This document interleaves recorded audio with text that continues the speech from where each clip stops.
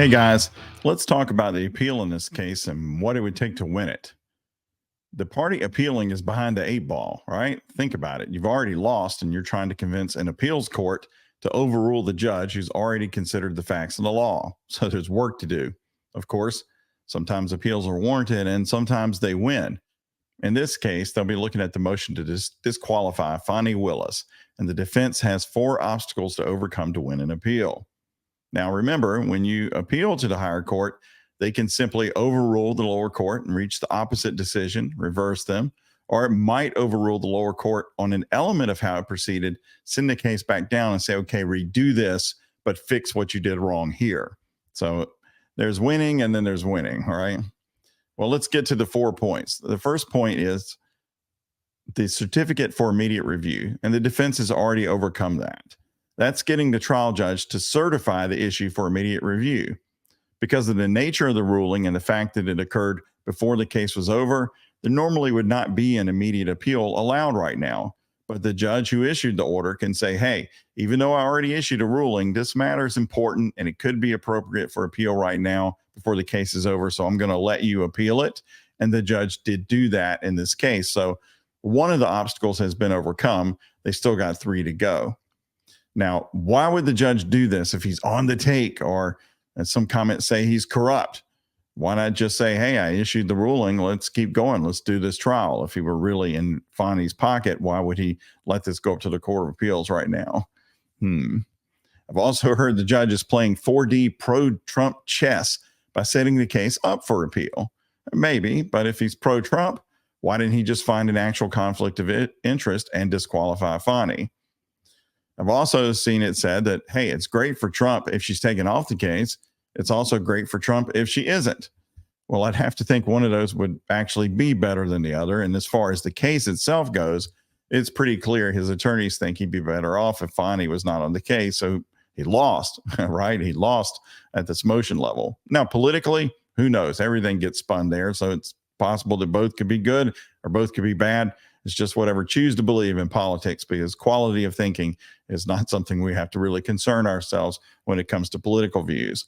Anyway, again, first of the 4 points is on the books for the defense. The second point, and this one, at least at the time I'm recording this, is still up in the air, and that is the Court of Appeals has to agree to take the case. And they have 45 days after a notice of appeal is filed. I know they got the certificate. I'm not sure if they filed the notice yet, to decide whether to take the case. And the defense, because they're seeking the early appeal, they have the burden to convince the Court of Appeals to take this case. And there are several grounds, or at least a few, they can use to do that. The first is, hey, this issue could be dispositive of the entire case. Now, that may be argued here, and dispositive means it would end the case. That could be argued here based on the motion to dismiss the indictment, because that was made, and that would be dispositive. It'd be the case was over. But that's the weakest ground, because the normal remedy of a motion to disqualify is a replacement with new attorneys, and the motion to dismiss the indictment for the misconduct. That's so rarely granted, I don't think they would do it here, but it's possible. The second ground is there's substantial error at trial at risk here, or the defense will have their rights adversely affected all the way until entry of final judgment. And I think the defense will argue that a case proceeding with a prosecuting attorney who has conflicted, if that were shown, would be a substantial violation of the rights during trial and all the way through it, right? There's a political proceeding and she's clearly got a conflict. Now, that argument, though, by itself, think about it just outside of the Trump context, because it would be true for anybody who's being prosecuted by an attorney who has a conflict, right? So that argument by itself, if it were persuasive, might mean the court would need to hear any criminal motion to disqualify a prosecuting attorney on an immediate basis. And they're not going to want to do that. So if they did go down this road, I think they'd have to narrowly tailor it to the fact of the magnitude of this trial, because they're not going to want to get into the business of hearing all of these motions anytime they're made right away. It would slow cases down a lot. I mean, some jurisdictions do have that, so it's not impossible. But so far, that is not the law in Georgia. The third is the establishment of precedent is needed. And we'll get into this more particularly toward the end of the video, but let's see what we're talking about. Is there an open area of the law or an area that is murky that could be resolved by handling a case with these issues? Now, I was mocked by some people for saying that there's some murkiness in the law. on this when I made the last video. But on the other hand, if the law is extremely clear and there is no need to create any precedent for law, then this ground would not be available for Trump. So they probably will argue that it at least is one of their grounds that there is some need here to develop the law. If you think the judge applied the law, even if he did it incorrectly, there's no mystery about what the standards are, then this wouldn't be a case for legal precedent, right? Now, from a common language standpoint, it's unprecedented due to the magnitude of the case and who's involved and what's going on. I agree with all that. But normally when they talk about need for precedent, they're talking about clarifying a legal standard or changing a legal standard. And here, if the legal standards should apply to Trump like they apply to everyone else, and they're as clear as some people say, then you really don't need precedent, right? You need to be under one of these other grounds, or for the court to just kind of think we got to take this case because it's so important. All right, now there could be precedent needed here based on the baby splitting remedy that the judge did on appearance of impropriety, because that's a little bit novel there. He wrote a whole lot about it, and I think that is because it's not exactly clear what the parameters are of that, and maybe also precedent for what is or is not, from a legal standpoint, automatically disqualifying. Based on the facts the judge found, and he said this isn't disqualifying, could the Court of Appeals come in and say, no, if this happens, that is disqualifying? That could be precedent. And I'm not saying that they're going to do that, but that would be setting the parameters of the law. So I kind of think the best ground for me, at least, is ground 2, which is the deprivation of rights during the pendency of this trial, because there's so many defendants. It's such a gigantic case. But it's also a case of national importance, and that can play into the court's decision.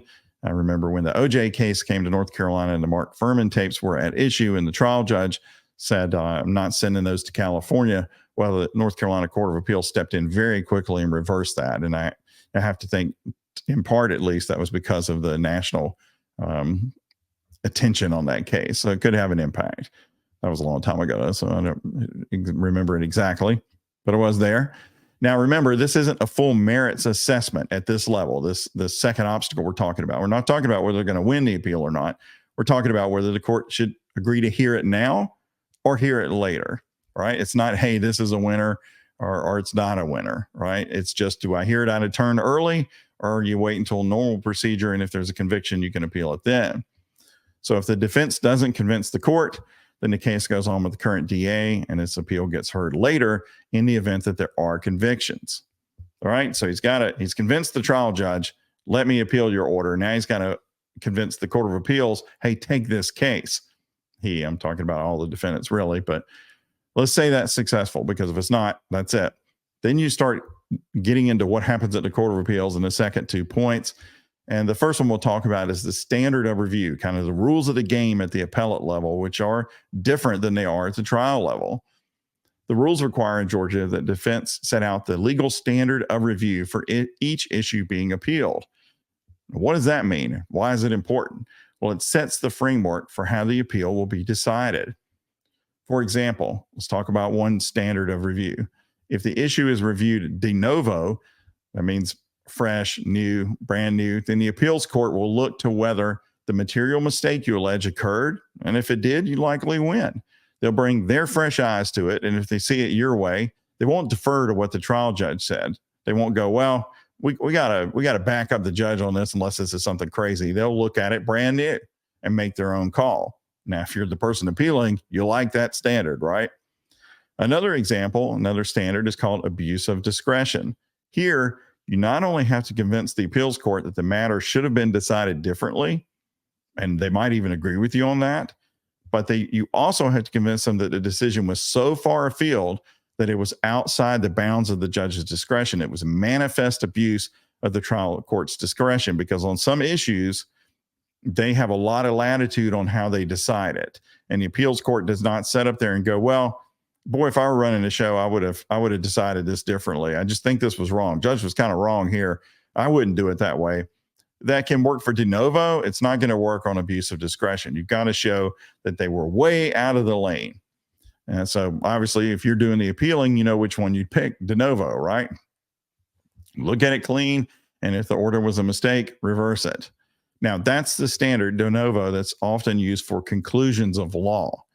Okay, because the view is there that you don't really need discretion for that. That's not something happening that you're watching. That's the law, and we all should reach the same conclusion for that. So if you made a mistake, trial judge, then we're going to need to fix that.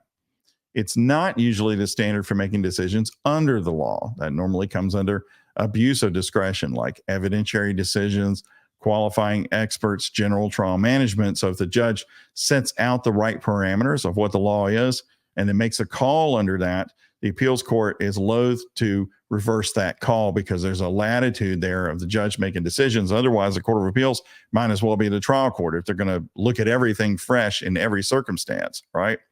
So they're primarily looking to see, did the judge have the rules right, the legal standards that we have, right? And not whether the judge exactly weighed the facts or circumstances the same way that they would. That's what you pay the judge for. That's exercising discretion. Now, however, if the judge makes a conclusion of law based on that, they may look at it de novo. So something like a summary judgment where the judge says, as a matter of law, there's no material evidence in contest on this issue, so I'm just going to decide it. I'm going to take it away from the jury and decide it myself. Then that becomes not a weighing of the facts, but an actual conclusion of law about the facts. Okay, that is normally de novo. Yeah, it's pretty nuanced, isn't it? There's still people out there that think that there's nothing murky about it. It is for me, at least. Now, you can imagine, I think, if you're still grasping this or catching it, and maybe better than I do, that an issue can touch on both of these. And so you could have the Court of Appeals deciding itself which level of review they're going to use. And it might depend on how the issue is framed, of course. And as I say, you know which side wants which, right? Now, as I mentioned, the law in Georgia for a disqualification motion is usually treated as an abuse of discretion. Okay, that's the higher standard. So how the judge applied the law to the facts as he found them should follow this. And it's worth pointing out, I think, again, that the appellate court, they're not going to review the testimony and make judgments about weight and impact. Oh, wow, I really believe that he slept over there 12 times and not just 4 times, or he started this month and that month.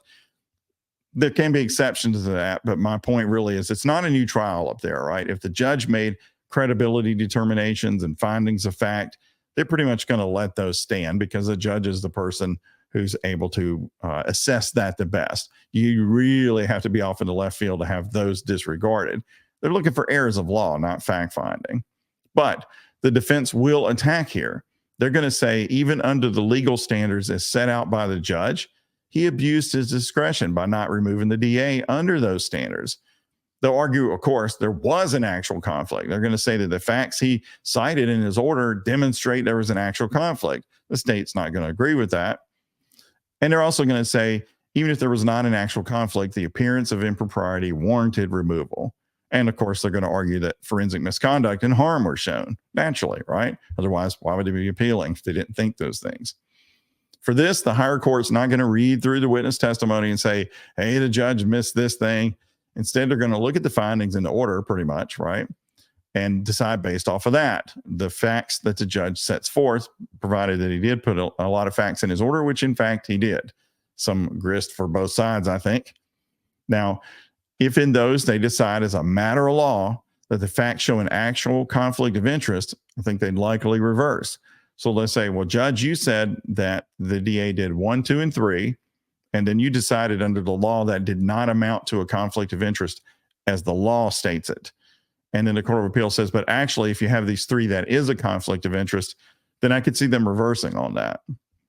But if it's not certain, if there's a gray area in there that, well, this could be an actual conflict or not, it really depended on how the judge found the facts of that, then they're not going to overrule the judge's decision in all likelihood. And that's the same kind of thing on forensic misconduct. So a lot comes down to whether they view it as a finding of fact, I think, or whether they view it as a conclusion of law or an application of law and the appropriate standard.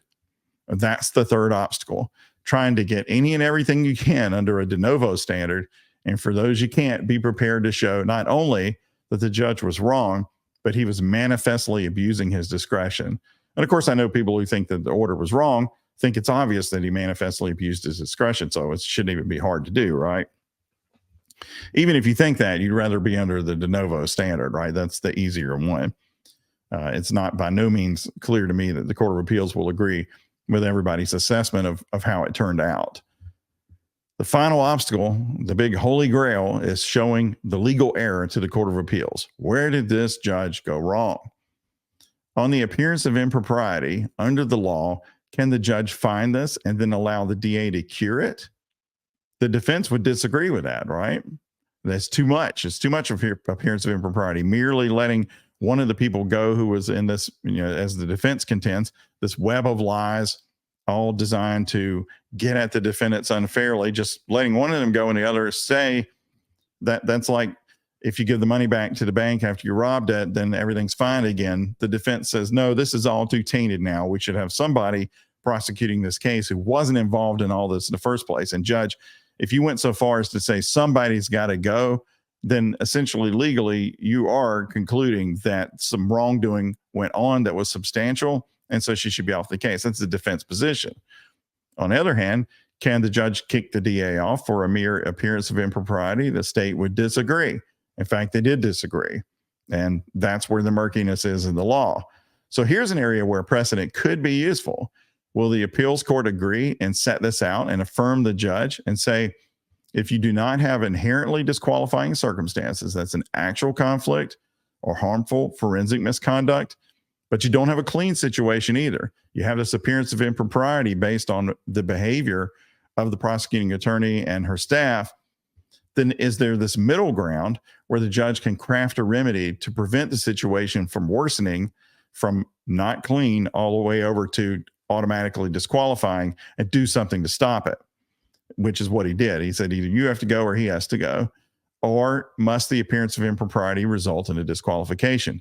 I think there is some lack of clarity there in the law in Georgia and probably in a lot of states, because this is all fairly rare as the exact factual situation we have here.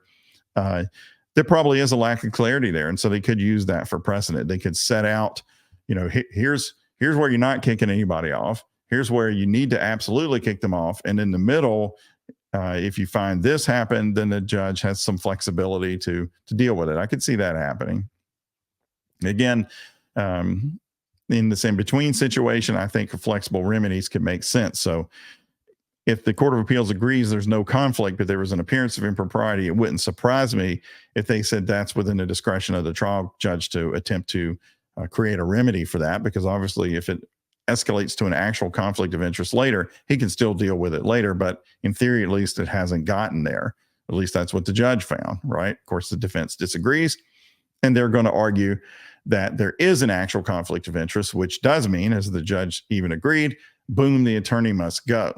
And they're going to say the facts of this case, and the judge put them on the record in his own findings of fact, they amount to an actual conflict of interest, not a mere appearance of impropriety. This isn't, we have to wonder whether anything went on that wasn't appropriate. They're going to say things were actually going on. There actually is this conflict, this financial stake, this personal stake and outcome. That's the defense argument, right? And so the judge erred in saying that under the law, these facts do not amount to a conflict of interest. And to the extent the judge said what the law declares is or is not a conflict of interest, the court might look at that de novo, because that is declaring what the law is. That's not applying the facts, right? He's saying, well, here are the parameters of the law. So that, if you're the defense, you might squeeze by with that. I'm not sure how the Court of Appeals is going to parse it. It probably depends to some degree, again, how much they want to be involved in this, because if they want to reverse it, they'll figure out how to do it. If they want to uphold it, they'll figure that out too, but they need to stay within the rules more or less as they go along that path. So, but to the degree that the judge got it right on the legal standard and he's just applying the facts to it, that's a tough situation to get the Court of Appeals to reverse that. You're going to have to show that, no, there's really no way to look at it the way the judge did it. You have to see this as a conflict under the facts. The judge was wrong as a matter of law. That's just a higher standard. It's not impossible. And the analysis is similar on forensic misconduct. The judge kind of waffled on that one, I thought, and he also diminished it by saying, which not surprisingly, that the case is far from jury selection. So can we really say at this point that defendants have been denied a fair trial based on the statements that have been made? Of course, the defense says yes, but the judge didn't buy that. He did indicate a gag order might be appropriate, again, for people thinking that the judge let the DA off the hook and that everything she did was super great. That's not what was in the order. he said that it was legally improper what she was doing. That's an interesting thing to say when you're not going to take the DA off the case, right? But he basically said maybe she should have a gag order on her. And I think pretty much hinted in it that if this kind of talk continued, that it might cause him to change his decision down the line. So he was really telling her, you need to stop doing this. You need to stop it, or else you're going to compromise potentially the trial. That was how I viewed it. So that she may put them in mistrial and disqualification territory if this were to continue. But will the higher court see that differently and say, hey, no, on the facts that you said, based on the magnitude of what she said, the media coverage, her reasonable assumption that what she said would be portrayed in the media the way it was, the national interest, the interest in the local jury pool, that's already harmful. She's already gone too far. And without saying whether there's a good or bad case against any of the defendants, including Trump, the higher court could say, this DA needs to be off of the case, though. Somebody needs to be on it who's not out making speeches in the public, who's not hiring a boyfriend and all that. That the Court of Appeals could do that, right? So they could say that the facts warrant that the judge's conclusion that there is no harm is not supported by the facts, that there is legal harm there. They could do that. Now, they may also put in a Hail Mary issue presented saying that the alleged false testimony of the DA indicates a conflict or by itself is a basis to remove the DA. But to the degree this was considered by the trial judge, and I think it was, it seems likely they're only going to consider this into how it supports an actual conflict or forensic misconduct. They won't probably break it out as something separate. So I think you're going to need to win it under one of those more traditional elements. But that's a wild card. But the defense has to win somewhere in this on point 4, right? This is the heart of the appeal. This is the merit. This is the material legal error that they're alleging. So they got to win one of those. They got to win forensic misconduct, actual conflict, because then they would just win. Or they got to convince the Court of Appeals that this whole appearance of impropriety was mishandled by the judge, that he was correct to find it, but he was outside the scope of his discretion in how he handled it. They'll have to convince the Court of Appeals on one of those things, right? So I wouldn't personally handicap the outcome of this appeal without reading the written arguments by both sides, and that awaits the Court of Appeals accepting the case. Because if they don't, then there won't be any anytime soon, right? Now, of course, if the analysis is only as deep as the judge is corrupt and he's bought off, or on the other hand, Trump is bad and he doesn't need to have due process, can't we just say he's guilty already? You don't need to read the briefs or the law or anything else, right? None of that makes any difference. You already know all of it. But I don't look at it that way. I can't look at it that way. I'm a lawyer, so I'm going to try and stay at least focused on the legal piece of it. I'm not aware of the political. I mean, I have personal opinions on whether this case should be in court at all and what is going on surrounding it. But what I try and focus on, at least for purposes of doing this, is how should the law work here, and what are the standards that should be applied.